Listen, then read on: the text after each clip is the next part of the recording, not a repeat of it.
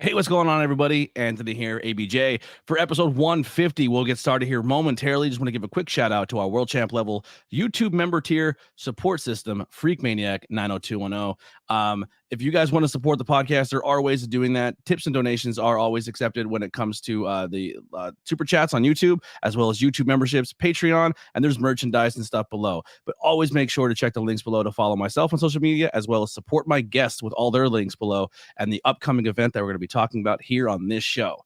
Here's some music by the Converse Kid, and let's get straight into this interview.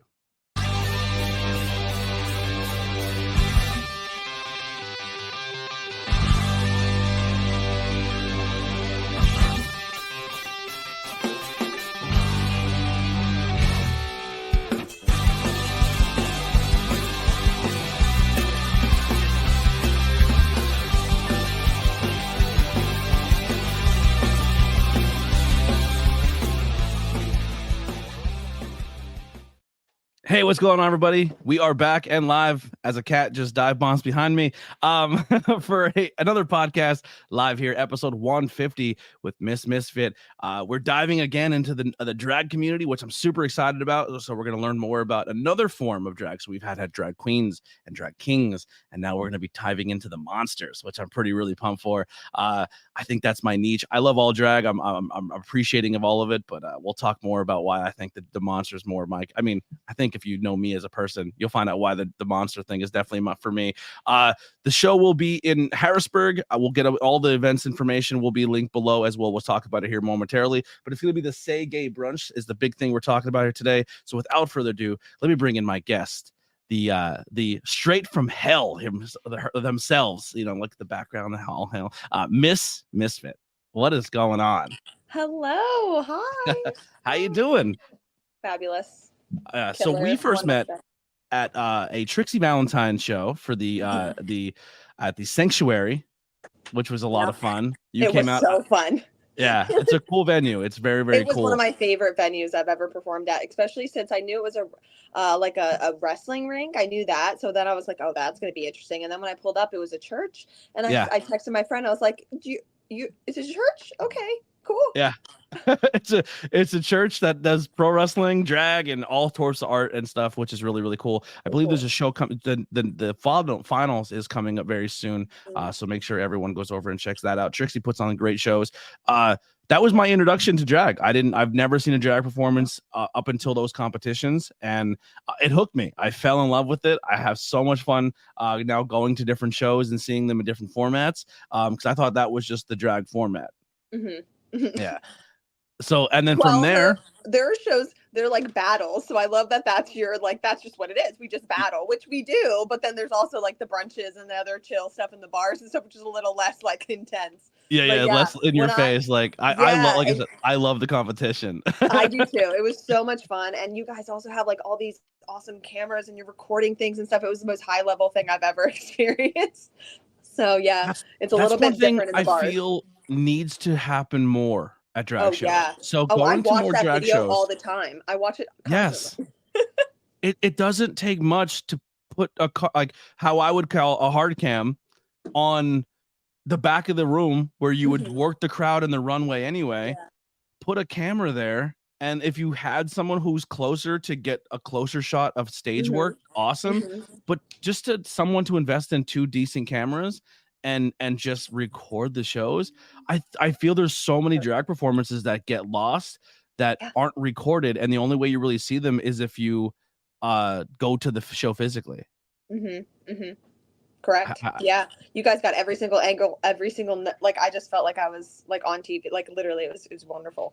Yeah, that might be something I might have to start diving into. I have equipment. I don't really use it as much as I would. Like show up at drag shows and be like, "Do you want this filmed? I'll put a camera in the back." You know what I mean? Like. I think that'd be maybe this weekend or this upcoming show will be filmed. Maybe I'll bring some stuff. That would be so nice, especially because like, you know, you can get what you want on phones and stuff, but the level of what you can do with the equipment, right, and where you can shoot, it just is different. It's just a different level of enhancement that we all don't get. So we really appreciate when somebody does get it.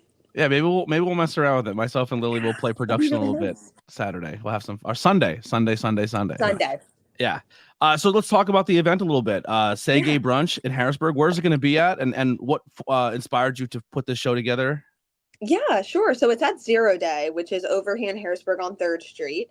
They make If you're amazing not beer. familiar where 3rd Street is, like most people know where HMAC is over there. They Mm-hmm. hold huge venues for concerts. It's like right up the street there. So what made me kind of want to do it there was I'm local to the area. I go there for brunches and just with my friends and stuff like that. And when I was there, it just was a good area. And then I saw on their TVs that they were advertising for a comedy show. And I was like, oh, well, I wonder if they would be open to doing like a brunch, like a drag brunch. And so one of my good friends, he's like the head chef there. And I was like, oh my God. And so we were just talking at the bar and he was asking me how my drag was going and stuff. And so then one of the bartenders overheard and then was asking me about it, and they knew who I was, which was so nice and so humbling. I was like, oh my God. And so then they went over and got the manager, and the manager was very excited about it because they haven't had drag at the Zero Day location since before the pandemic. And that they're a new manager at Zero Day, so they really don't know many of the local queens or like the scene or anything like that, but they really want to bring it back. And so I showed them some of my drag and they were like, that's interesting. And I was like, thank you.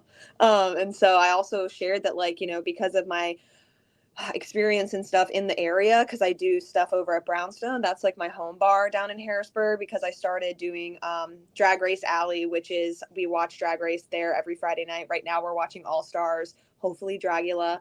Knock on wood. I'm Yeah, fucking a there lot for of people been Dragula. wanting. Yeah, a lot of people wanting Dragula.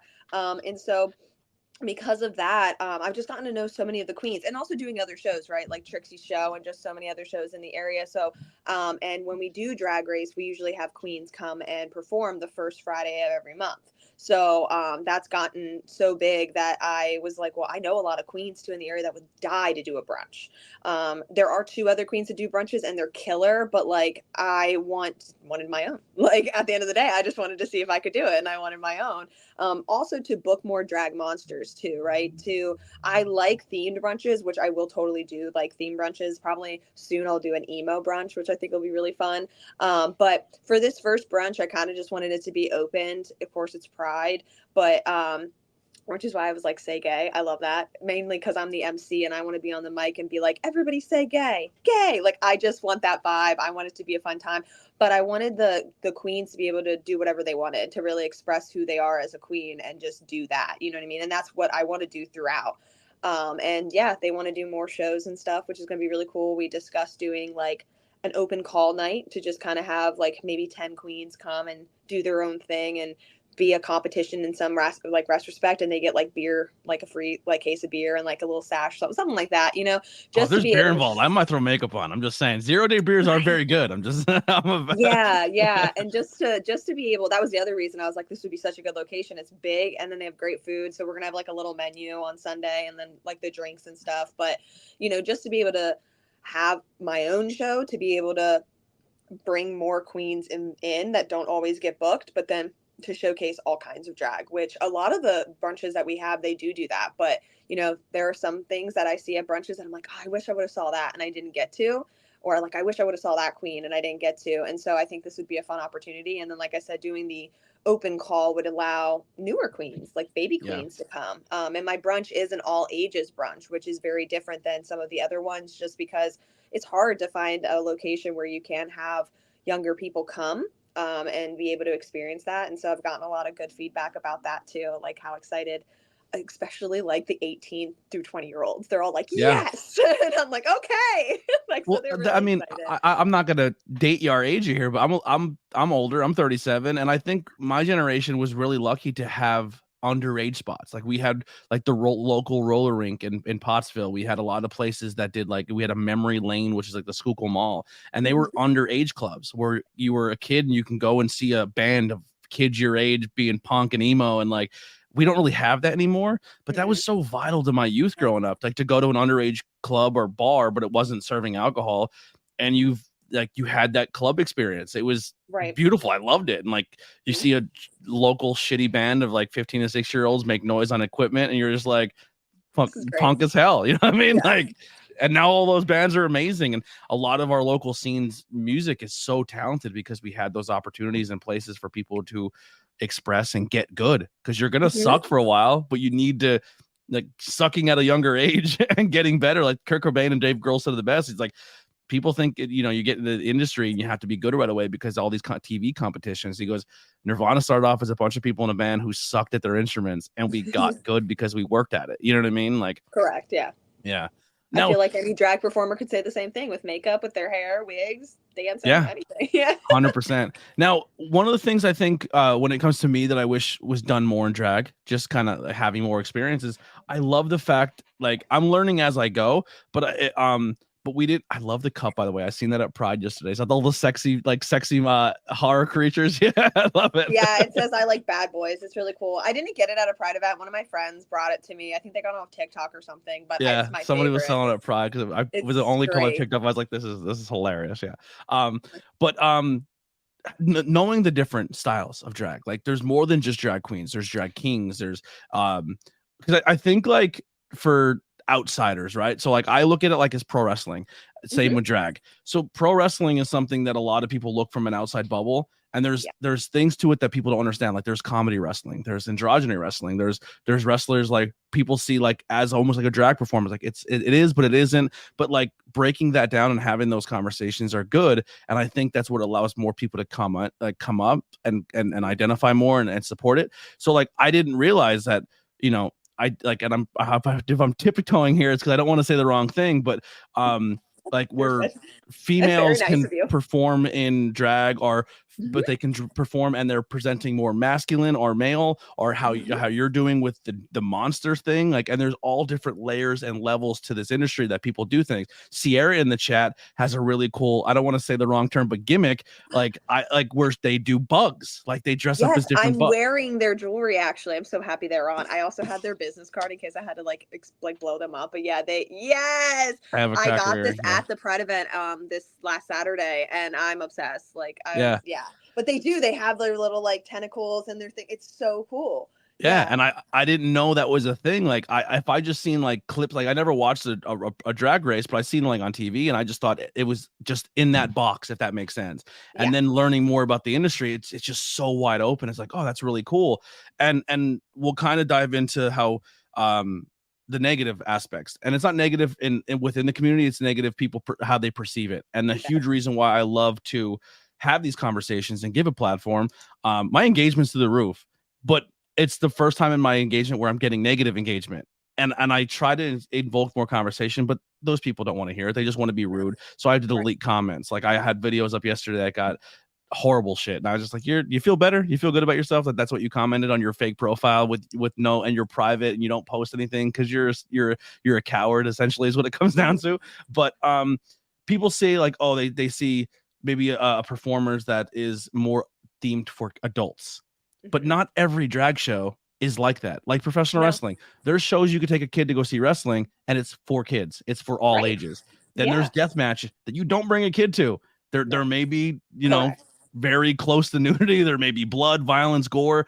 That's not for kids, but you cannot label that one performance for the entire art. So when a drag performer is reading books to children, they're not coming as an X-rated adult themed show. They're more of an all-age performer, and it's showing inclusivity and showing that you can be whatever you want to be. And it's not a negative thing, but media is disgusting. I was gonna say the outfit that I'm wearing today, because I've been asked so many times to do the drag the drag story times. I wouldn't wear something like this there, right? I would be fully clothed. Like we just had a drag like the Halifax, we did Valley Pride, right? And so there's so many kids there, so you have to accommodate what your songs are for that, how you're dancing for that, what you're wearing, just to be able to. And even for my all ages brunch, I've told the girls, you know, you can do things that are campy and extra and that other thing, but watch the vulgarity, watch some of the like watch some of the things, because there might be younger children, we don't really know, but you can have a backup song if you really want to after you see the crowd. Do you know what I mean? So it's always giving them that option. But I think it's always very funny when people are like, oh, we're trying to spread like an agenda, or we're trying to like change them. I'm like, half of the queens don't think that. We're literally just putting on makeup, going to the clubs, making money for rent or whatever we want, and then we go home and we eat Taco Bell. Like that's really my life. And I agree with tons of other queens can agree with me on that. Like we were like, we don't want to do that. No thanks. And a lot of them don't want to like be around kids half the time. You know what I mean? But my drag, for some reason, they love it. My drag, I didn't get into like being a drag queen for. It was mainly for my actual inner child. But like and it wasn't for other children, but I've learned that kids love my drag. Like when I do like drag, pride events and things, like that's really what I've learned. I was like, oh wow, they really like me. They think I'm Maleficent or some sort of interesting character out of their stories. And so of course it's always like a little different, you know. I always have to accommodate with what I'm doing, just as like if I'm like in my normal life, I work, you know, with people with disabilities and things that you have to accommodate, you have to work with people, you know, so it's Yeah. just the same thing. And the more you culture yourself and learn about different scenes and stuff, that's the whole reason I started this podcast, is to learn about the things that make people uncomfortable, or about scenes you aren't used to, or if there's a movie or a style of music you're not into, you just lean into it, and you kind of, even if you don't like it, at least you're cultured enough to give it a shot, and you can have an educated conversation of why you don't like it. But to say you don't like something but you never experienced it, I can't even entertain a conversation, because you weren't even willing to try. You know what I mean?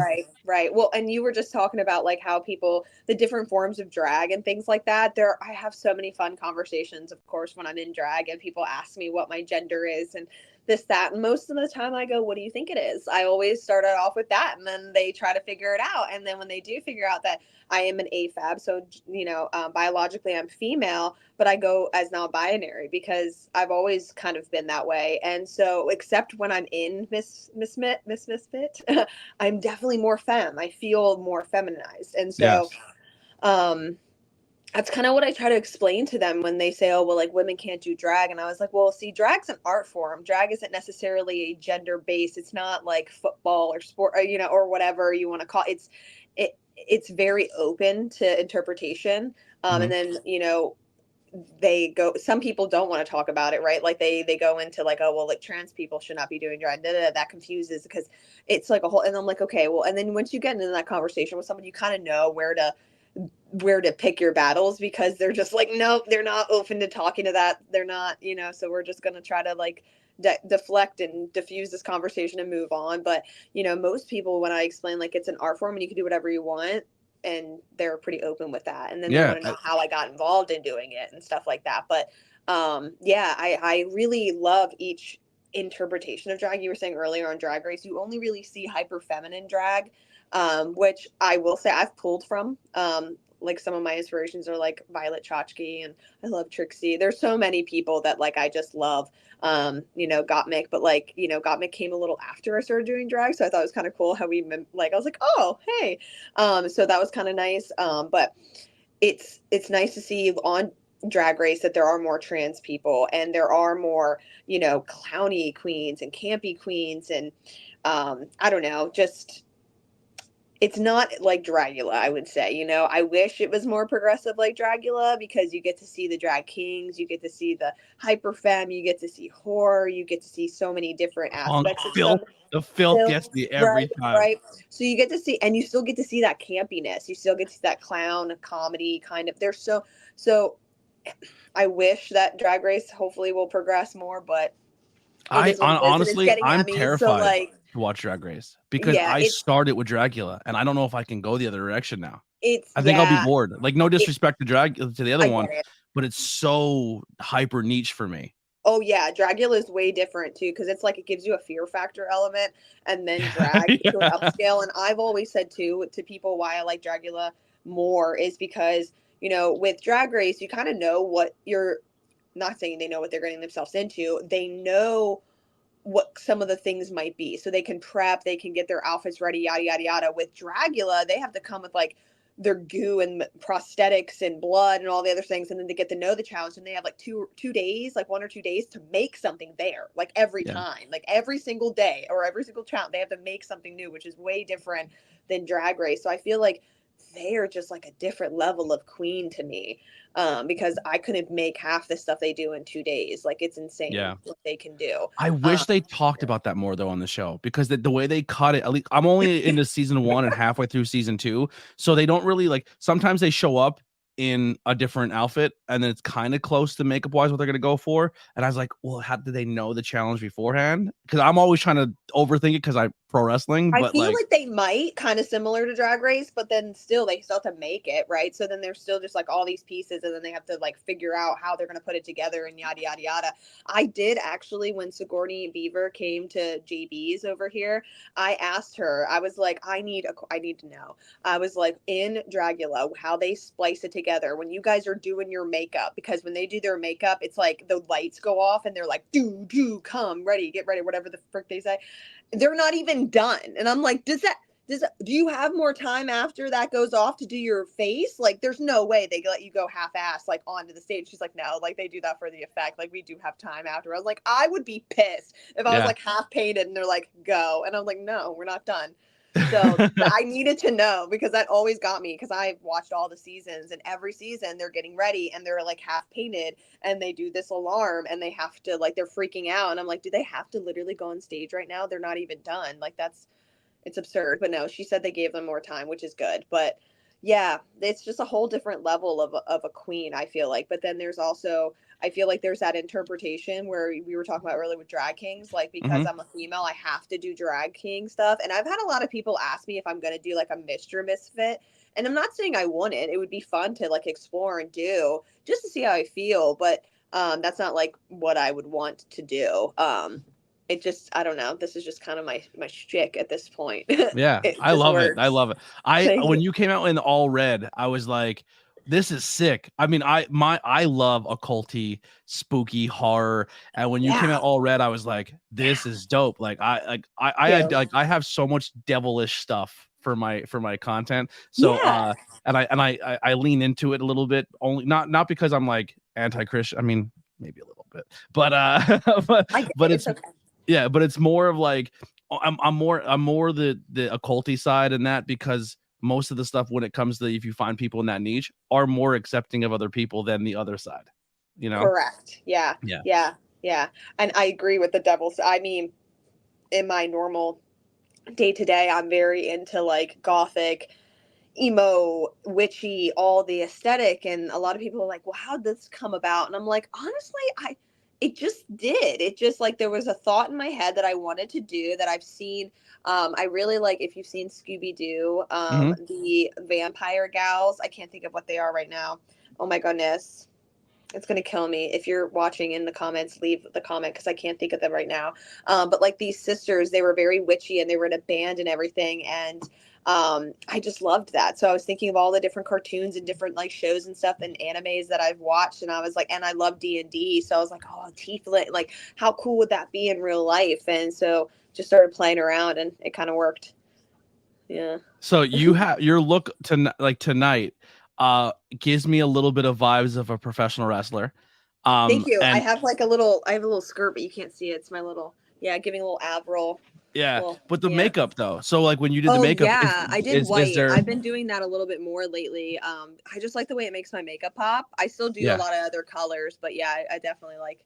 It Yeah. it kind of looks like the face from the Exorcist, of the Oh, devil face that fun. pops up with the white Yes. and the black, like how it kind of comes in like that. Love So that. there's a Oh. my brother said the Hex Girls. Yes, thank you. It's the Hex Girls. Thank you. Yeah. Thank you so much. Thank you. Yes, but them, like, the lead singer of the Hex Girl just got me. And I'm just like, because she was very pale, long hair. I started doing more short hair for the summertime because it's hot as hell, but I love a long black hair. Yes, Yeah. thank you. Mm-hmm. So this Danhausen bases his makeup off of the Exorcist face, and then and he's very comedy and very funny. Mm-hmm. He's very nice but very evil, and he talks very like this. You know, he's like he's a whole thing.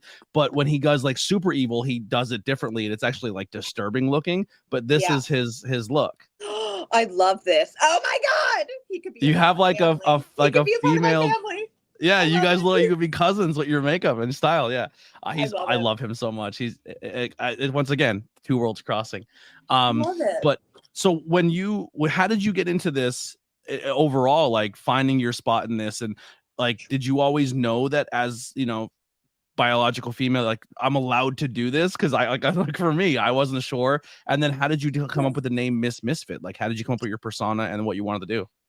Yeah, so no, I did not know that I could do this, because when I was watching Drag Race, I started watching Drag Race, like, it was always on in college and stuff, but I really didn't watch it until the pandemic, because we were all just locked in our homes and I needed Hmm. something to watch. And so it just when I realized what drag fully was, I was like, I need to do that. Like, I was telling you earlier before the show, like I was a theater kid, and I've missed that as an adult.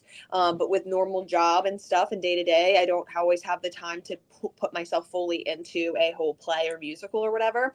And and that was also the same time I was really fully realizing who I was as a queer person. Mhm. And I was like, oh, I love this. And so then once the pandemic finished, I went to a queer bar in Harrisburg. It's Stallions. They're changing their name and stuff here soon to Karma, I I heard think it nothing is. but good things about that place from other Yeah, straight men. Like, yo, not a Stallions good is a good place. time. Like the place itself, it's a really cool establishment, like the building and everything, and it could do great. It's just some of the stuff that has happened there in the past and just how they've handled it isn't the most kosher. And so they've apparently made some differences and changes, and I know they're HMAC went through that too, but the owner HMAC like tried really hard to break that old stigma, and yeah, I they think put on they really have. cool shows. Yeah, I think so. I think they definitely have. It's definitely been safer there too. There's not as many shootings and things like that. Knock on wood. yeah. But yeah, I think they're doing the same thing for Karma. I've met the person who has now bought over Stallions, and they're such a lovely man. And so I think earnestly in their heart they really want a change. And I think Hmm. they're going to listen to the community because they've had so many meetings with many local drag queens in the area, which I think is great.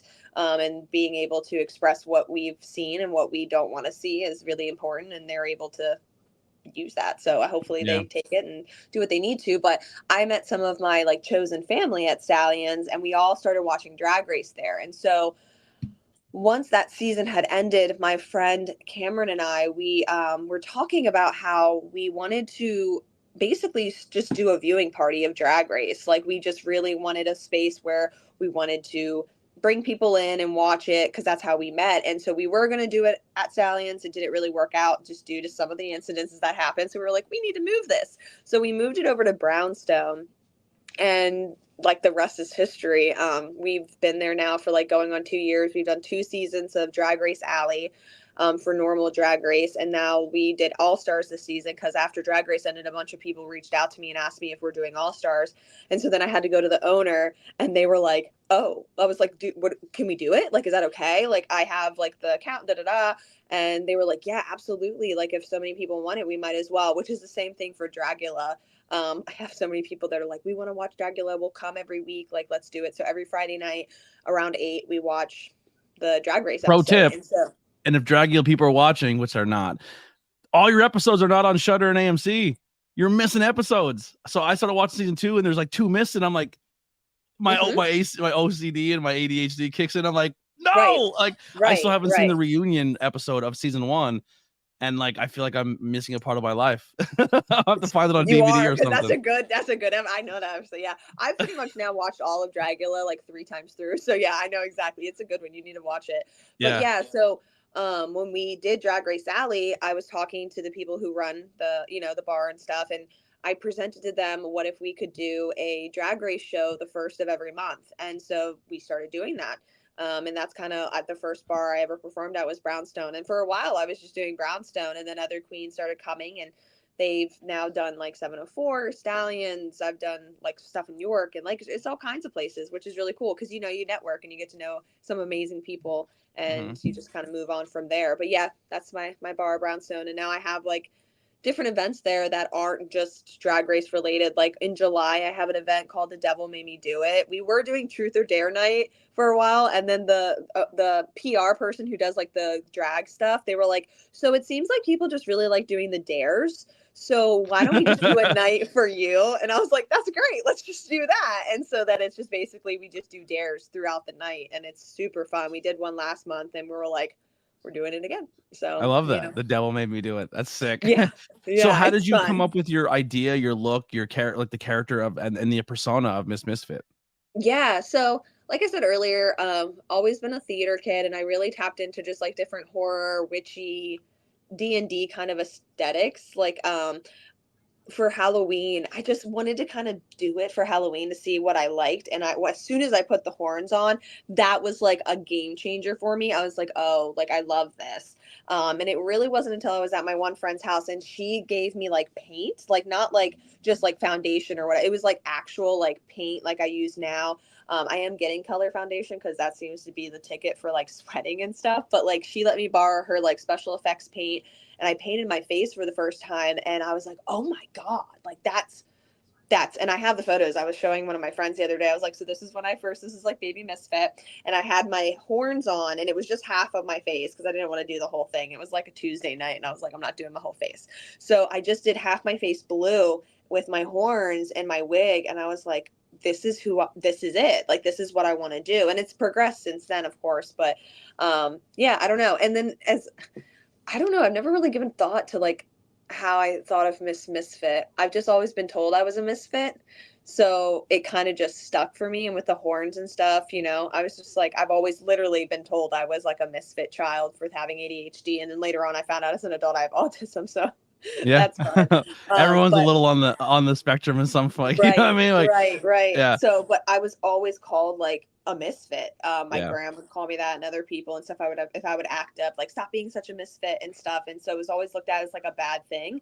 So I kind of just wanted to turn it into something that I could like be empowered by and have a good thing with it. So yeah, I was just without putting names and stuff out there, but like as someone who grew up with ADHD and now as an adult, like trying to like essentially raw dog life with no medication on it and just Me trying too to like right now. figure Me too. figuring thing out. I see like a kid and they're like, this kid is just too much. Like I can't handle it. They're just asking questions all the time. They're up my butt. Like I'm like, yeah, your kid probably has ADHD and they're trying so hard to fit in.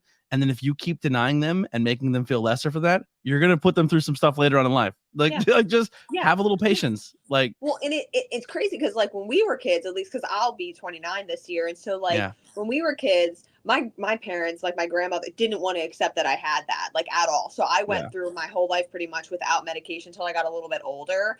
And now again raw dogging without it because it's just a lot to get any sort of medication or help now. So but they just didn't want to accept that. Whereas now it's kind of like anybody wants to put their kid on medication or they just want to blame their bad behavior. But like also like they're just sitting in front of us. Like, no, duh, they have ADHD. They sit in front of a screen all day, just like we do, I guess now. But like from the moment they're born, they're just like, so their attention span's already whack at the beginning. So, it's just like, yeah, no wonder they're like that. Yeah. Now, what your style of your is the do you have a piece of your look that always stays true, like that makes you Misfit? The horns for sure. Yeah.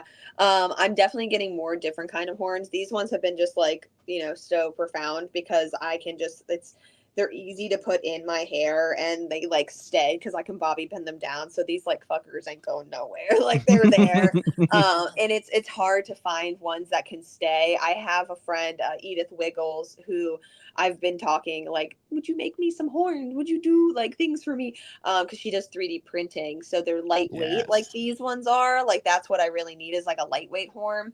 But yeah, I would definitely say that. And then my paint. Like I always have like either like right now I'm wearing white under paint, but like I'll do different colors. So like you've seen me in red. My promo was in blue. I've done pink, orange, green. I think the only ones I haven't done is like yellow. I would like to do a gray aesthetic. That might be kind of interesting, like an old school, like 1920s gray. But yeah, I like the blue because I'm a huge zombie fan. I love old school zombie movies. And before they actually made zombies look undead, like the original Dawn of the Dead, they painted them blue. Like, because his idea thought was like, well, when a body like loses its life, it turns blue. It does, yeah. And they painted everyone blue. And so every time I see a zombie, when they do like a blue face, I'm like, homage to George Romero, like, and Tom Savini, a great thing.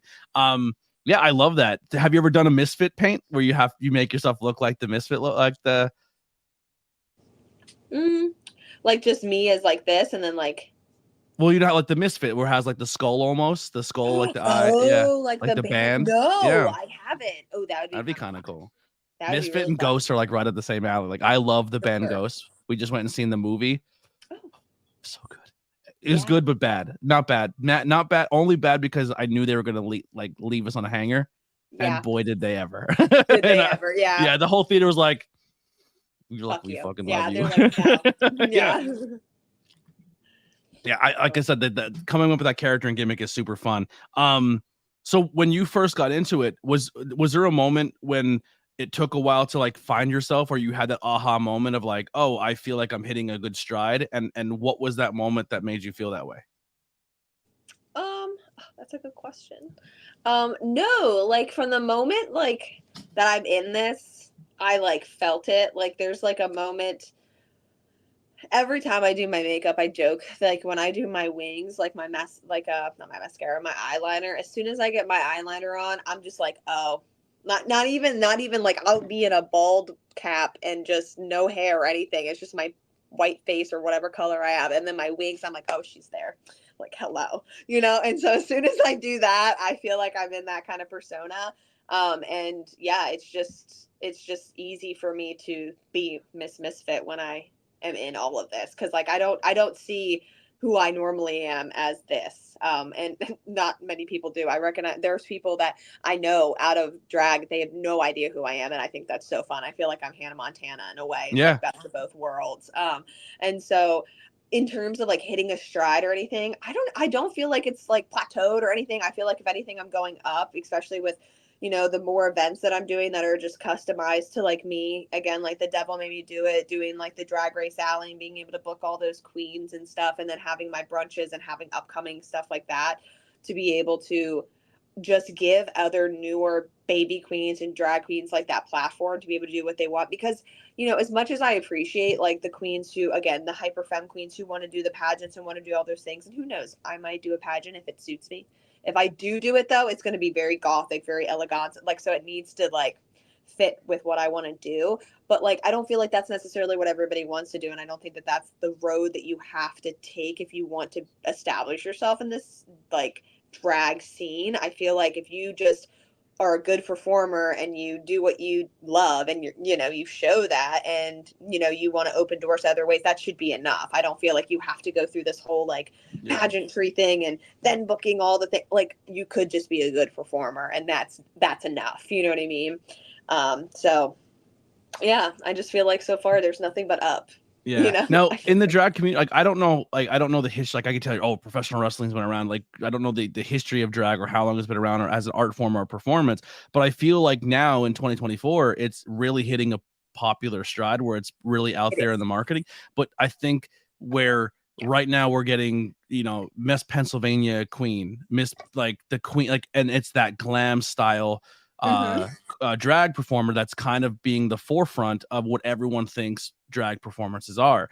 But it's going to be really exciting to see those times where it's like, oh, well, here's our Miss Queen Pennsylvania, here's our King of Pennsylvania, here's the Right. Pennsylvania Monster. You know what I mean? Like, and it's almost like one form of the industry is uplifting the others for other people to get more experience. And it'd be cool to see more of your style, or like even like a Sierra style. I don't know how Sierra would identify if she's more in the monster thing because she has more of the bug stuff, but like having everyone have their niche rise because the one's rising. You know what I mean? Exactly. Like, again, I think the reason why pageants are so big in the drag community is because, like, drag really does come from the ballroom scene, Mm-hmm. right? And so that is why they're always saying, like, you gotta, if you want to be an established queen, you gotta do some for, and I'm not saying that it's not important because one of my really good friends, Alanis Morsex, just did one of the I love that pageants. name. I know, Yeah. isn't it great? And to be able to see them branch out and do that pageant was really inspiring to me. But it's hard because there's not a lot of pageants as an AFAB, as a female can enter. Like I can't even enter them, and so that's frustrating. And even trans people can't enter them. And so you were just saying, with I just oh my gosh, I can't think of her. Oh my god, I gotta think of it. Serena, thank you. Okay, I was Mhm. trying to think of her name. The bugs, I would want to be able to make a pageant. Like, again, I already am at a brunch, why can't I say a pageant, right? So maybe doing a pageant where it's just open. I don't know what the like I don't even want it to be a general theme, but Mm-hmm. just being, like I said, with the open call, having an open call to be able to express whatever drag you have. Same with the pageant. As long as it has the basic, like, pageanty things, whatever it is, it's like the question, and then there's like a gown, like she can make her whole gown out of like ladybugs or like some, you know what I mean, like Mm-hmm. whatever it is, and that be the, and then their talent and stuff or whatever. Yeah. I've been to like 3 different pageants because my friends have been in them, so I think that those are the categories. Yeah. But just to be able to do that, because like, you know, if I'm going to be in a traditional pageant, like all my stuff would be very gothic, and that would be something I would worry about. Like, would they accept that? Would that hit all the notes like that they want, or do they want me to be in like a massive sparkly gown? Like, I don't know if I Yeah. would do a massive sparkly gown. I would have some gems, but like I would have massive wings and like be all black and lace because that's what I like, right? Yeah. So would that be okay? So definitely making those types of events for people to be able to express all the different types of drag, because I'm not gonna, like I said, I don't hate it, but it's not like inclusive to every type of drag. Yeah. Well, Yeah. here's a question. I hate to phrase it like this and make it a negative, but I'm not, I'm looking for a positive on the end of it. But like, drag, like I said, the pride and drag are overall encompassing of everyone. Love is love. Everything should be accepted. But like any industry, that's not always the case. How we said before, you can't even participate if you're if depending on how you were born, or if you're trans or anything like that. And the community is kind of catty. Like, they're like, I kind of learned, if you try to run a show in somebody else's territory, it gets really like Oh thing. yeah. So even in an industry where the whole thing is kind of like, we want to uplift the art and the community, there is still a lot of tribalism with it. So you coming into your scene, and you know how you're saying AFAB, what are some setbacks or some things that you like that you went through or go through in your industry? Yeah, so I would say in terms of like the pageant world, I think that's the one thing that it has been a little bit wearisome for me to get into because of like all the regulations and all the rules, and also the prices of how expensive they are. I've always Mm-hmm. said, like, if I'm going to do a pageant, I'm going to get people to sponsor me, like a Girl Scout, because it's pricey even just to enter it. Just selling chocolates door to door. It's crazy. And again, the things that I want to do and I want to showcase, I don't want to just half-ass it. Like, if I'm doing a pageant, I wanted to like, you know, I want it to be crazy big and stuff, you know, like I want to live my toddler and tiaras fantasy, like, you know.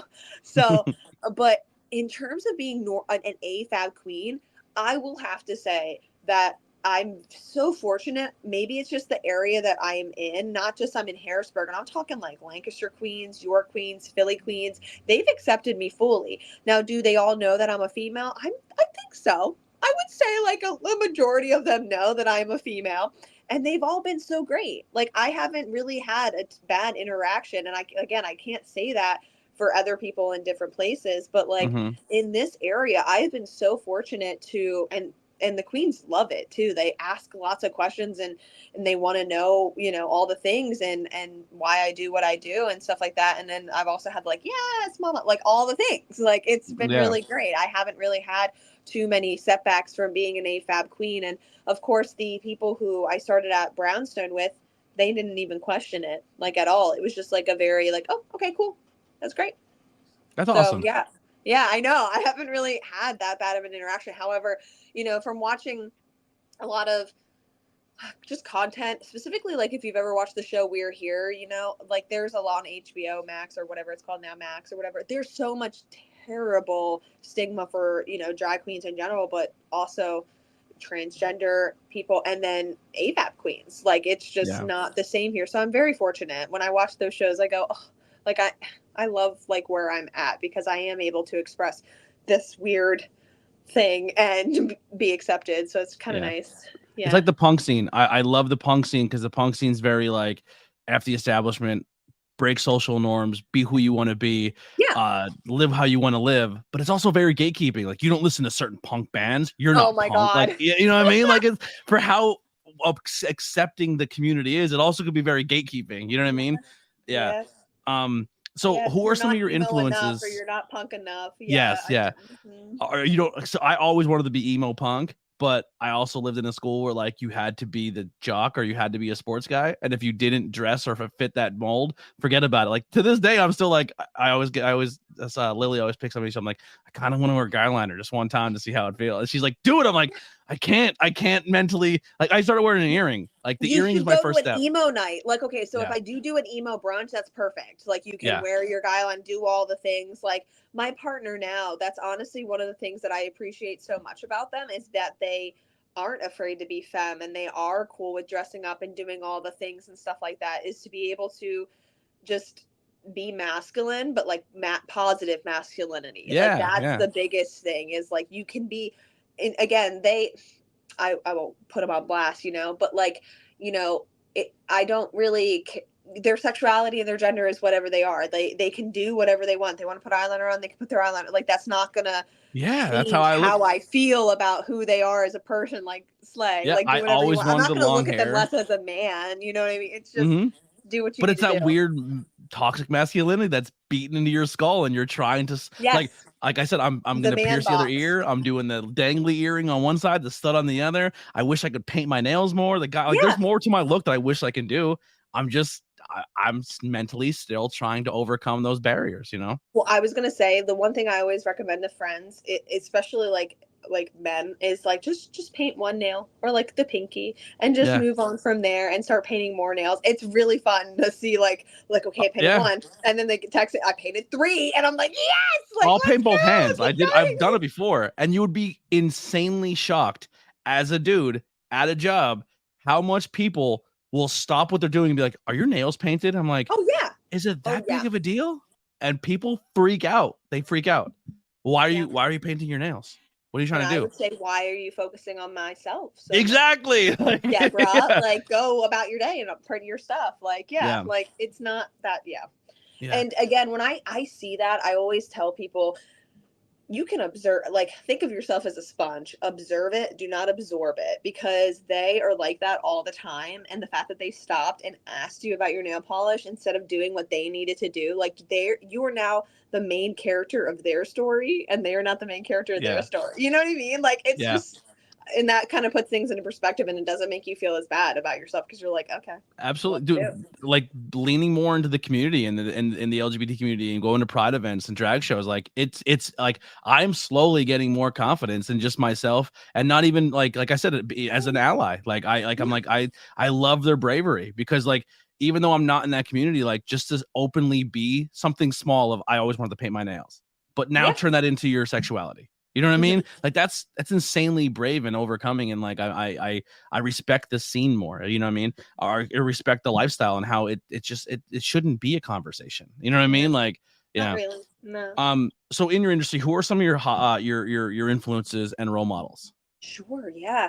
So I was saying earlier, like when I started getting into drag, one of my favorite queens, like everybody who knows me knows I love Trixie and Katya, but my aesthetic's not really them. I mean, I would say like my eye and like my make, like someone like I basically have a stamp for my face. I do pretty much the same look except for I change the color. Like it's not really much different. I always do about the same face. So one could say I'm like Trixie in that respect. There we go. I couldn't figure out the word.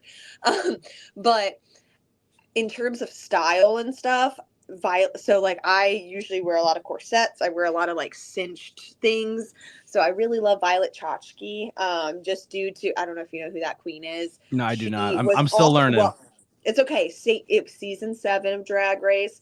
They were also in the same season of Trixie. You can see the difference in their level of quality of drag. Trixie's definitely come a long way, and Violet has just excelled from what she was at anyway. But she was just, one of the things I really liked that she had said was there was a style of drag or a level of drag that I wanted to see, and I just didn't see it, so I did it myself. And I said, yep, I agree to that statement very much, because there was this type of drag that I wanted to see and a level of drag that I wanted to see that I wasn't seeing, because I was going to a lot of different drag brunches, a lot of different things, and I loved what I was seeing, but I was like, oh man, that'd be so cool if they were a little bit more gothic, or if they were a little bit more blood, or a little bit more this, you know what I mean?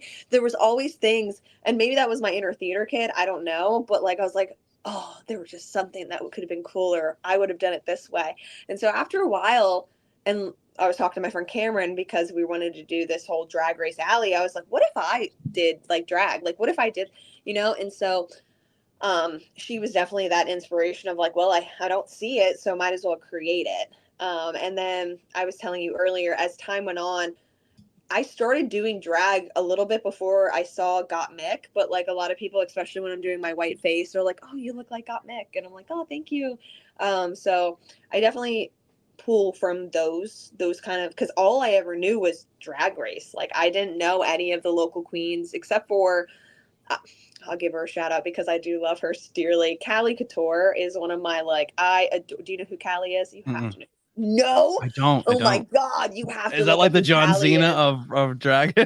Yeah, so like Callie is one of the biggest queens in this area, and she was the Really? one who, yeah, for sure. And so she was the queen that I went to like one of my first drag brunches. And when I saw Callie perform, Callie doesn't do the same drag as me. She does very hyper feminine drag, but stunning, like completely a 180 out of drag. And but when they performed, same thing, very much like Violet, they held themselves with this like power and this like dignity. Like I just could see, just resonated off of her. And then when they performed, I would like like all the things, and I would say they're definitely a stunt queen because they jump off bars and they do death drops and all the things.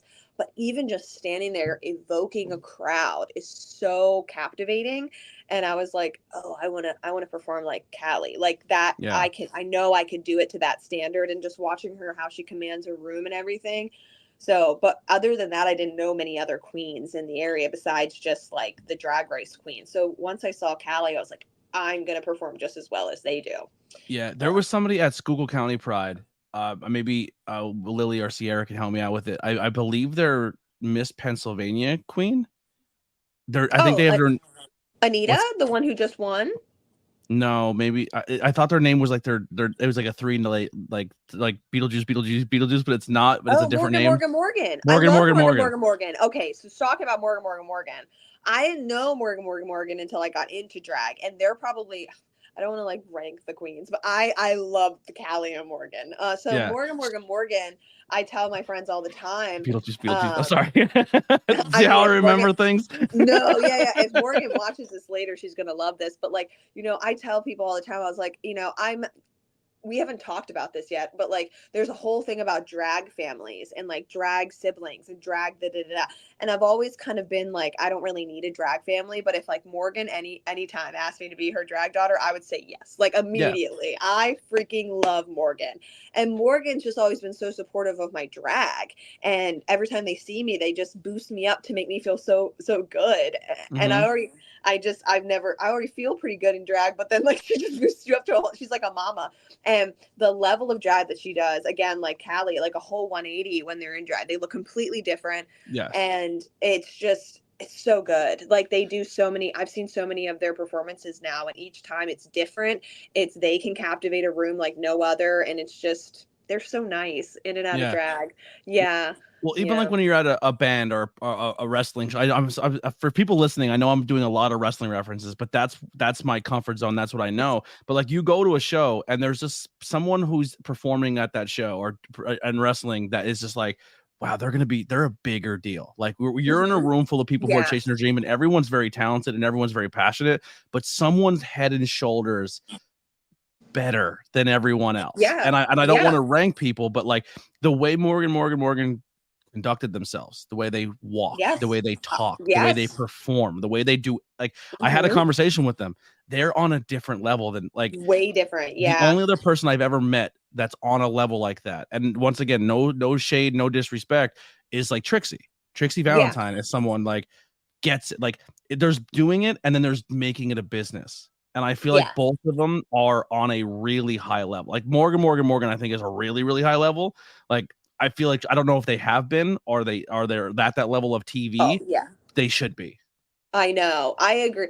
There is this when when you're in drag, there's this level of like monetizement. There's a Yes. level of like, who are you as a queen and how are you going to perceive yourself? And I would agree, like with Trixie and with Morgan and even with Callie, it's like they they're a different, maybe it's because of the pageants they've done, and because again, like that's a huge Their thing, season. like the pageants kind Yeah. of, they do teach you this kind of decorum and a way to hold yourself and things like that, which is really great. But they've also done so many different performances. They've pushed themselves. They've been in, all of them have been in, like, I've only been doing this going on 2 years, for like next January will be 2 years, so really I'm only a year and a half. And I recognize that there are things that, like, I just did a very slower song at Halifax Pride, and I could recognize inside my bones that that was a very weird, different song for me, but I liked it because it challenged who I was. And same for those three other queens. They do different stuff all the time. So because they push themselves and they've done all those different things, they are at a different level than a lot of us others, because they aren't just doing their same shtick. They're doing something that, they might not be comfortable with. And then they're like, oh, this is fun. This is cool. I'm going to adapt. So Yeah. yeah, they have like, they're like an onion, like a blooming onion. They just know Yeah. so many different layers of themselves. Yeah, there's people who show up to the shows at any industry, and they're there to have fun. They're there to be part of the scene. They're there to socialize, be with their friends, and have that family environment. And then there's some that are like, no, I'm here because I want to make this something more. And they're definitely on that level. Another one Yeah. that I just to kind of give people their roses, seeing them for the first time at Trixie's show, and then now seeing them progress and grow. They're getting to that level too. Delaney. Oh yeah. Oh my God. Yeah. Delaney's really found themselves. Like Yeah. when they first came out and performed at the Sanctuary, I was like, oh, this is over. Whoever's in this competition, it's fucking roll the credits. This one's over. You know what I mean? They are very, very good. Yeah. It's Serena. Sorry, Sierra. I'm very proud of. Like, yeah, but You should be. I mean, Delaney's getting it's that real. like that Go ahead. swagger about, like, we're like, oh, I belong. Yes. You know what I mean? Like, Correct. those intangibles. Yeah. But once you kind of learn again, you can do your niche. That is not something that is bad. I'll go for it all ahead. But like, again, like just pushing, even a simple song can push yourself out of the element. I was saying earlier, like my friend Alanis did the pageant, and that inspired me to be like, oh, maybe I will try to do something, or maybe create my own pageant, because I like doing the same thing at times at bars and yada yada yada. But the reason I did drag was to push myself. At the end of the day, was to do something different, to be more than what I am outside of my normal life. So why not go above and beyond and be stupid with it and have a fun time? Because at the end of the day, that is what people like. They like the sexy and sultry but they like it when you're stupid and having a fun time with it. I'm and not nailing taking stupid. yourself I'm too not so seriously. much the sexy, but I'm working. Yeah. It's just fun. You just want to have fun. You want to see things that you don't normally see in your everyday life. You know? Absolutely. So outside of your industry, what are some interests or hobbies that you have? I know you kind of said a little bit you're into like pop culture and stuff like that, horror. So what's if you're not in drag and you're not at home, you're at home and you're chilling and vibing, what are you doing? Definitely watching lots of horror movies. I build a lot of Legos. I'm a Lego fanatic. Oh, I love Legos. What's your prized possession set? I'm a slut for Legos. Oh, right now? Okay, so I have two.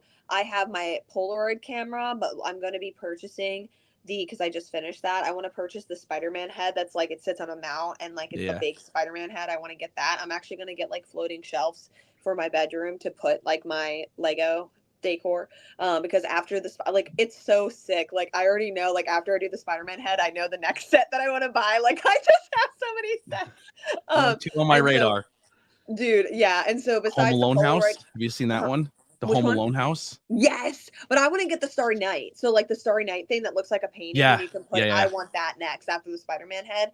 But yeah, no, I love my Polaroid camera, and I really love my little Super Mario like plant head thing. It's like super cool, and you can throw like coins in it. Yeah, like I love that. Everybody doesn't even know like it's a Lego thing when they walk in because of where I have it displayed. So that's kind of fun.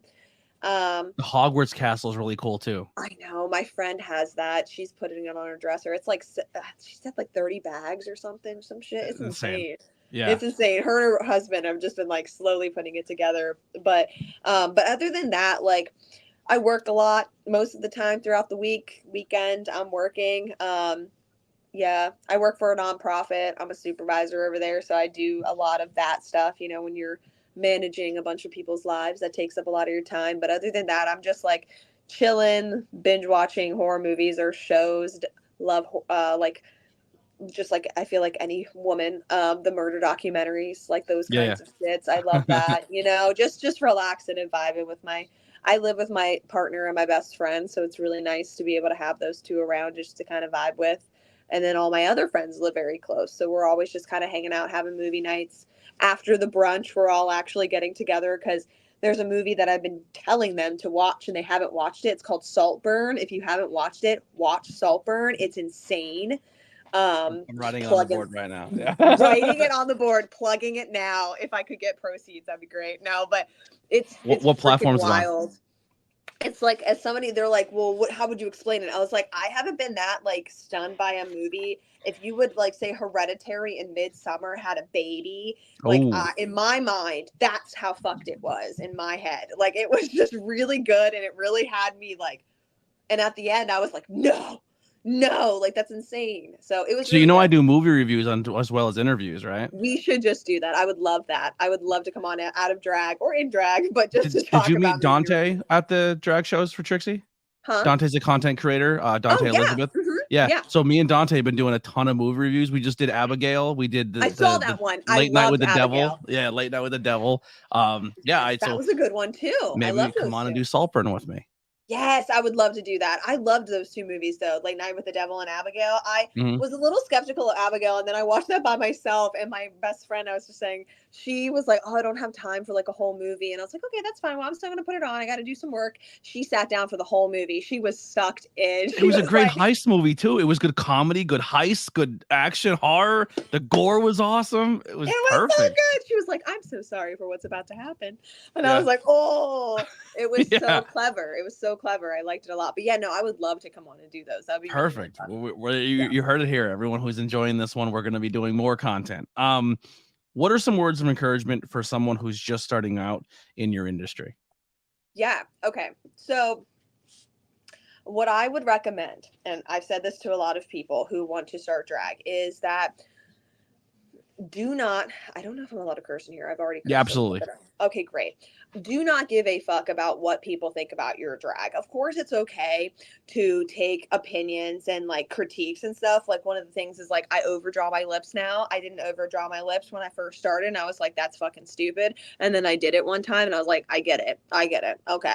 I didn't say it to them. I was like, okay, yeah, that's great. But in my head, I was like, no. But you do it, right? And so always be polite. That's the other thing. It's like, don't give a fuck and, do what you want to do, but take that criticism to some degree, play around with it. Like if somebody says they hate your drag completely, that's their opinion. But if they're saying something like, hey, maybe you should do like a little bit more of this or a little bit more of that, don't be like, so like, you know what I mean? A lot of queens can be like that, and I'm not saying like, cause I have people that are like, I don't like your aesthetic at all. Like you should be blonde or you should do this or you should do that. And I do change it up a bit, but at the end of the day, like my aesthetic's my aesthetic. But there are queens, and you kind of pick up on the vibe. Like, which queens are just being mean or which people are being mean and which people are trying to be nice to you and try to give you actual, like, tips. But the other thing is, like I said, be nice. I'm not saying you have to be a bitch and, that's not like you don't have to be that and be confident.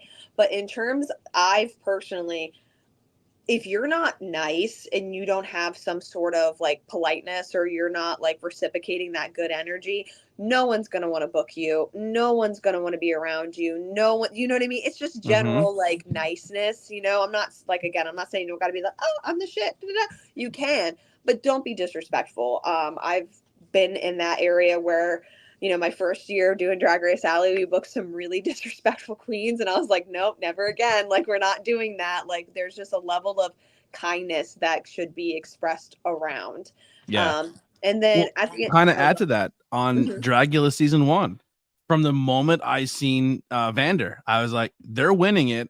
And I love the way they conduct themselves. They were in a room full of people who were tearing each other apart and making fun of each other and being kind of rude and mean. And they just stayed quiet. And they listened, and because the beautiful thing about, I don't know if it was booked this way. I'm not calling shenanigans here, but it came down to a spoiler alert. It came down to a person who does more queen style drag, who was a very, very popular queen who entered a realm that they're not used to, and someone who's never performed drag but did really good special effects makeup. Yeah. But the way they went in there with the attitude, like, so almost like a Morgan, where they came in with that stature of like, I know what I'm doing. I know how to perform. I'm good at what I do. I just need to learn this to make myself more well-rounded. And the other person was like, I'm going to come in and be respectful, but I know my makeup and my aesthetic is good, and I'm going to stay true to myself. And they were the finals. And it was, I don't know if the show gets any better past that, but season 1 set a real high bar for the rest of the show going forward. And they were two outsiders. There's good stuff coming forth, but yeah. But Vander was very respectful and didn't play into the cattiness and didn't play into the disrespect or the meanness, and just like stayed true to themselves. And I was like, I love them. They were super cool. Yeah. I mean, there's nothing wrong with being, cunty and being the shit. I mean, that's kind of comes with it too, right? Yeah, but like, I feel like I've made so many great friends because of drag. And if I'm just like not talking to people, I go to a gig and I don't talk to anybody, I don't socialize, I don't network, that's the biggest thing is like, book the benefit shows. That was the other thing I was going to get at is like, don't just book the paid gigs, book the fucking benefit shows. Like, I've learned that a lot of queens will not do benefit shows because they're not getting paid. And yeah, I get it. It's great to be paid, but you can get paid with tips. But also the benefit shows are where you're going to get to meet all the other queens. Some queens you're never going to get to know. They have other shows. They have other things. You get to network. You get to be with these people that appreciate the same art form and also will have opportunities line up for you later. So might as well do the benefit shows, do the things that you might not get paid for, be able to be nice, be able to network and just build a community. Because at the end of the day, like, I don't know, there is, like you said earlier, there are these like little caveats and little like, I forget the word you use, but just like not the clicks, but just like the thing, there's drama, there's all kinds of things in the community. I'm not about all that. Like, I'm just like, why don't we all just get along? Like, why don't we all just have a fun time? And it's funny that they all think they're like, we wouldn't think that you're like that because you're a you're Miss Misfit, you're the devil. You would think you would want to start shit and get things brought up. I'm like, no. The devil's misunderstood. I was like, I'm not here to take your guys' souls down. You're already rotted. You're going to go to hell. I'm bringing down all the other people. Like, I don't care about y'all. Like, so, but yeah, that's definitely for me. That's, I think what's helped me be so successful is that like, I've always had a positive outlook. I've always been very nice and friendly, and that's just who I am outside of drag too, and I've been able to make a lot of good connections, which has helped me be able to, like, when I do have these things like the brunch coming up on Sunday, I can post about it. And I have so many people, honestly, it was very overwhelming, say, I want to do your brunch. Like, let me do it. And even people in Philly I've never even met want to do it. And that's what's so cool. Like, that was a very humbling experience for me where I was like, wow, like, it's getting out there that people want to do this stuff with me. And I think that's really cool. I just want to make sure that the queens feel accepted and happy at my shows and stuff. And they're doing a show that they're like feeling appreciated at, you know what I mean? It's not just like another show. I actually didn't ask this question. How long have you been in the drag community and doing it? I said it a little bit ago. Like, I've been doing it for 2 years. So like, that's what it was. Yeah, too. Yeah. So like this coming January, so I would say January 2025 would be my 2 years. So I've only been doing it about like a year and a half, which is wild.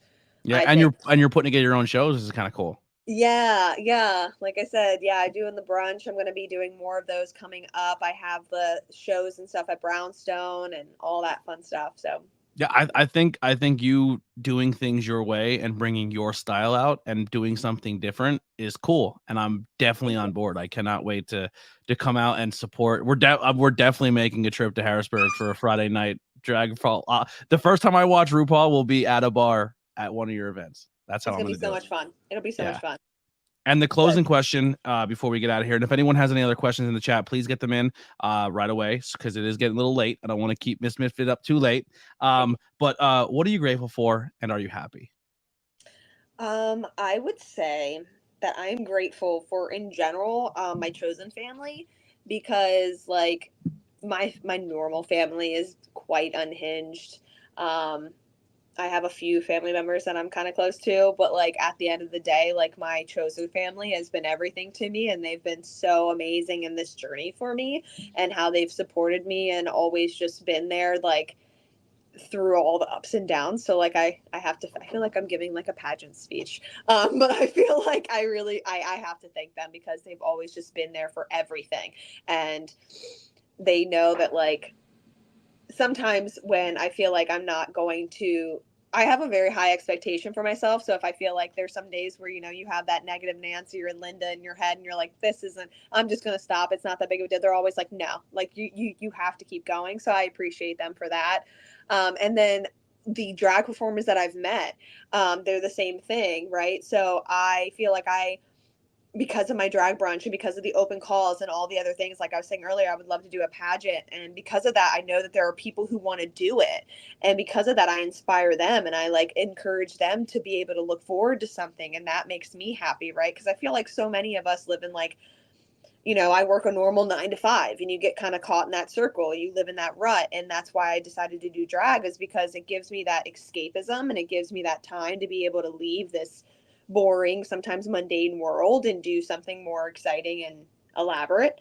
And that gives people that option too, even people who feel like they have nothing to live for. You know what I mean? I've met people that have come up to me and they have said like, even though I'm not ready to do this yet, they're like, I want you to be my drag mom. And I'm like, I'm not ready for all that. But like, I inspire them to do drag and to be something more than themselves. And I never thought I could be able to do something like that. So as somebody who is, like I said earlier, I work in a nonprofit. I'm a helper at Trait. To be able to help people in drag is a whole other level, which is why I'm so excited that my brunch is a drag all ages brunch, because it inspires people to be like, oh, you can do a normal 9 to 5 and you can do this on the weekend. You know what I mean? It's so cool to be able to showcase that to people. So that's what I'm really grateful for.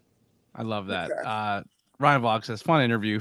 Further proof that all entertainment is pretty much the same. It is. Correct. Brian, I'm telling you, I've been going to these shows. I'm like, it's so pro wrestling. I love it. Come, Brian. Come to the drag brunch. It'll be really fun. Ryan's been a longtime wrestler, promoter, so it honestly, I think the more that different industries can mesh with each other. So like I started in the music and learning that aspect, not a musician, but like how to set up shows, how to get booked, how to do this, then learn pro wrestling, and now learning this. Like if you take a little piece of the wrestling world and put it in here, maybe your booking will get better, or you can do shows differently, or you know what I mean? Like, well, who was the queen? I don't want to keep you out. I'm chilling. I'm having a great good. time. I'm good too. Yeah. But the one who did, I can't, Cherry something, they did the drag race battle, and then later they did wrestling at that event, and I was living for it. I can't remember who it was. Shirley joking. Shirley, yeah, Shirley. So that Shirley. that is actually a pro wrestler. So they're a theater kid, went to Bloomsburg for theater, got into professional wrestling, a fantastic professional wrestler, but then also said, I would love to do the drag because they're part of the community. Were stunning, first of all. I was like, oh my gosh. And then when they did the wrestling, I was living for it. I was like, this needs to be something. Like, so Shirley, or as we know Shirley as J.S. Hawthorne, the thespian, they only really do the drag performances at the sanctuary, but I feel they're good enough to do them everywhere. Yeah. Oh, I love it. It was so and what makes Hawthorne stand out is the body hair. Like they are literally they're in a coat always. You know what I mean? Like and they're ginger, so it's just like it's stunning. It's just so pretty. Hawthorne is the perfect 70s 80s wrestler who should have, like, if they were put in a different time, they would have been bigger than an Iron Sheik. Like they're so talented. They're just well-rounded. They can do anything. They're just very creative, smart people. Yeah, I love that you remember Hawthorne. That rat made my day. I loved it. It was my favorite. It was my favorite part of the evening. I loved it. It was great. Yep. Great. Well, thank you. I love this. Yeah. So Lily says, who has helped you the most in your journey? Oh, who has helped me most in my journey? I have to think about that. Honestly, okay. So I would say Madam D. Do you know who Madam D is? She's gonna love this if she sees this. Madam D is gonna be like, ah! So when I say I don't know somebody, it's not because I want to learn. So when I say no, I don't want to be like, sure, just to say it. Like, so if anyone whose name has been said on this is an open platform. Please come on and let me learn about you. And I love Madam D, Miss Daquan.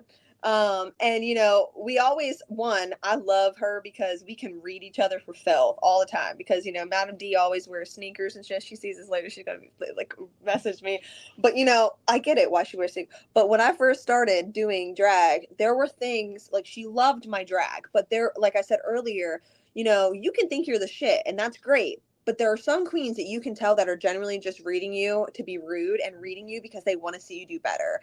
And so Madam D is one of those queens where they honestly just were telling me things to be better. She was the one who told me about making my lips like a little bit bigger, like overdrawing my lips, and maybe like my contour could be a little bit like softer and da da da da. So like they were able to give me, and I thought it was silly at the time, because they don't paint like me. So I was like, how would they know? You know what I mean? Like, that doesn't make any sense. And so once I started just playing around with makeup, and like, oh well, Madam D said that, maybe I'll try that a little bit, and I did it. And then I would go out or not around her, and then they would all, like, other queens would be like, I love your lips, oh I love this, and I'm like, motherfucker, like, Yeah. she was right, like, what the hell, and so I really appreciate like those kinds of people that like really help me. And I would also say another one would be Scarlet Overkill. They're one of my ghoul friends. Great Scarlet name. Yes, I know. Scarlet has been a really big inspiration for, like, I love their outfits. And so like I'll look at their outfits. And also there's another one who lives out in Wilkes-Barre. Her name's Tequila Divine. And Oh, yeah. those Tequila, I Tequila? believe, wrestled, performed at the Sanctuary, I believe. Okay, Yeah. so Tequila I love. And so Scarlet does a lot of like the emo punk stuff that like are kind of what I'm wearing now, but then Tequila does a lot of the burlesque kind of thing. So seeing both of them as well has really, like, I've seen it and I'm like, oh, I love their aesthetic. I want to build and combine the two together and make a little baby, So Mhm. seeing those kinds of queens really do inspire me to do different kinds of things with my drag. So yeah. I love that. Yeah, the punk, like I said, going back to the Dragula, like I was watching season 1, I was into it. And I was like, this is fun. And then the season finale, when they did the filth, the glam, the filth on season 1, when I'm not gonna, like, I'll just say the defecation. That I was like, fuck yeah, like, not because I'm into it, So good. because it's So filth. good. Like, and then the crucifix part, like, Yeah. I watched those two scenes. I'm like, I don't care who wins. They're both awesome. I know. Well, and like, so season 4, the one that just came on, great. I actually just went to see the Boulay Brothers out in Philly. What was it? The end of May. It was like, yeah, it was like the end of May. It was so good to be able to see some of those queens. Like, I highly recommend looking up like Throb Zombie or Argotic and some of those queens in Neo. Like, they did so well. But you were earlier, the question that was asked was like some of the other queens that I inspire from. Like I was saying, if I would ever do a ball, like I would totally pull from Sigourney Beaver, which is another great freaking drag name. Yeah. But she's more glamour. Like even they talk about it in season 3, I think she's in, of Dragula. She doesn't do a lot of filth or horror. She does a lot of glamour, but it's so good. And I'm like, Yeah. I would love to do that. And that's another AFAB queen. They're female. Yeah. So Oh, really? yes, so stunning, so freaking good. But yeah. Tequila went against Oliver, and I guess I've never seen battle thing, but I still think I didn't even know Tequila did that. That's so cool. Yeah. The best battle I've ever seen still at the Sanctuary, hands down, was Oliver versus Tequila. Yeah, Tequila's great. It was unbelievable. It was really and Tequila, again, AFAB queen. She's, well, actually, no, I don't know 100%. I haven't gotten to meet Tequila in person. I would have to ask. I don't know if they're an AFAB queen or if they're trans, but I think they're AFAB, if I'm not mistaken. Yeah, that's the beautiful part about this industry, is right? you And can like, be whatever you want, and nobody no one knows. Yeah, and if it matters because you're to them, presenting it matters to them, something, but to you know me, what I mean? I don't care. You can be whatever. She's stunning. I love her. Oh my god, I've always said, like, if I ever meet Tequila, I would be like, please be my wife. I love you. Love her. Yeah, it's so much fun. I really they did "Marry the Night" by Lady Gaga as a bride and groom. Yes. Oh, I bet that was phenomenal. There was a lot of it made you feel a certain way. It made you feel it was a performance. Good. Yeah. A lot of people were like, holy shit. Like it's still on the Sanctuary website. If you guys, I was gonna go through your guys' videos and see if I can find it. Yeah, it's on the Sanctuary. Definitely go watch it. Yeah. In closing, is there anything else you want to talk about, promote, get out there, let people know about? Any other performers you want to put over? No, I mean, that's really it. Well, actually, okay, so I do the performers that we have for the brunch is going to be Alanis Morissette, Kiana, and then Scarcity. So they're all from different areas. I think they're phenomenal. They're all very different than from what I would do, and that's kind of what I want. I want to be able to showcase a bunch of different kinds of drag to everybody for the drag brunch. So I wanted to give them a little shout out. But like other than that, no, I really appreciate you having me on. I had such a great time. Yeah, well, we'll definitely have you back on to do some movie reviews. We can do like, so I do movie, horror, like anything pop culture. So it's a comic book. If it's a TV show, now don't make me watch like Supernatural where I have to watch 13 seasons before, you know what We won't do I that. mean? No. But or even if you are like any movies or TV shows, anything like that, comedy, I'm into all of it. I want to documentaries. You want to talk about documentary? I'm We in. can like watch The Last of Us. I've been wanting to or The Witcher or some shit like that. Okay. Yeah, I'm in. Okay. All that stuff. So I do those reviews as well as I'm bringing in a show called Blazing Buds that's coming very soon, where Cool. that's involved, or I don't know, or craft beer. I love craft beer. I'm bringing that stuff back, and then I think this is the first time I'm probably going to announce this publicly. But I used to do a show called Truth Behind Illusion, which is very metaphysical, paranormal stuff like that, and it's going to be Fun. essentially hosted by Lily, with me as the co-host because she's more into it. I'm the open-minded skeptic, so I'm going to bring that element, but we're also looking for other people to come and talk to us Oh, and I tell would us totally cool do ghost that. stories and cryptids and stuff like Yeah. that. Yeah. That'd be really fun. Oh, I would love to come on for something like that. Oh, heck Yeah. yeah.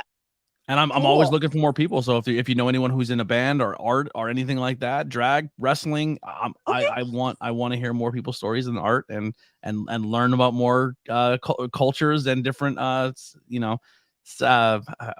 would say groups or Yeah. scenes. I like the scenes. I like to say the Right. scene. Yeah. Yeah. Yeah. Different Yeah. performers, different types of lifestyles. Absolutely. For sure. For sure. I'll keep you posted. Yeah. And if anyone's in the Harrisburg area on the 30th, what time does doors open and stuff like that? Let's Sure. cover So that. the doors open at 12. Sorry, not 10. 12, and the show starts at 12:30. But it's drag time, so probably 12:45. Yeah. So I have to get with you, but I what time are you arriving? I'm gonna get there around 11. Okay. I'll try to get there a little earlier because guys, I was dead serious. I will bring a camera and film the show if you want me Oh, to. that would be so helpful. Yeah, I'll come earlier and set that up and try to get some stuff done. So we'll get you some good quality, at Okay, least for your cool. first show, and then you can have it and put it on your social media, or the performers can take their performances and clip it up and put it out there for people to see. Okay, cool. Yeah, absolutely. Everyone, make sure you go check out the links below. If you're in the Harrisburg area, please come join us. There's no cover, no admission. So No. come and support. Put your money into the performers and into the venue, and let's have some more fun. If the wife and I could make it, we would. To drive 6 hours for a brunch for our first show. Super sad I have to skip this one. Listen, Austin, there's a lot more coming up. So next time you're in the area, we will find a show for you to go to. I went to their house. I went to go see my brother in Virginia.